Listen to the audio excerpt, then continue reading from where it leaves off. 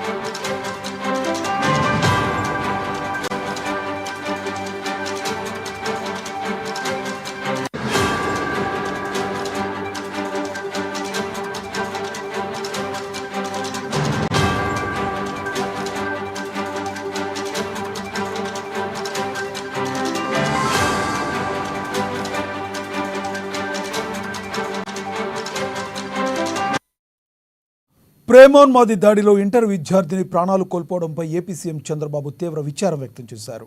ఈ దారుణంపై ప్రత్యేక fast track court ద్వారా విచారణకు ఆదేశించారు.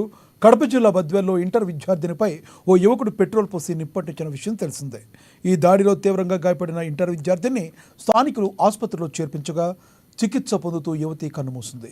విద్యార్థినిపై దాడి విషయం తెలిసి సీఎం చంద్రబాబు శనివారం నుంచి అధికారులతో ఎప్పటికప్పుడు మాట్లాడుతూ చికిత్స గురించి తెలుసుకున్నారు.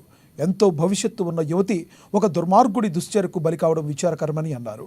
కేసు విచారణకు సంబంధించి అధికారులకు సీఎం ప్రత్యేక సూచనలు చేశారు.